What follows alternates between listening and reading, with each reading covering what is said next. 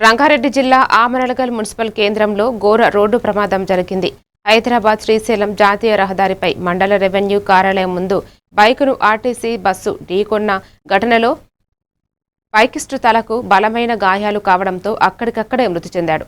మృతుడు ఆమరగల్ మండలం మంగళపల్లి గ్రామ పంచాయతీ పరిధిలోని చెన్నకేశవ కాలనీకి చెందిన పాలుప్ప చరణ్ గా గుర్తించారు. మృతుడు ట్రాక్టర్ మెకానిక్ గా పనిచేస్తున్నాడు. ఘటనా స్థలానికి చేరుకున్న ఆమరగల్ పోలీసులు కేసు నమోదు చేసుకుని దర్యాప్తు ప్రారంభించారు.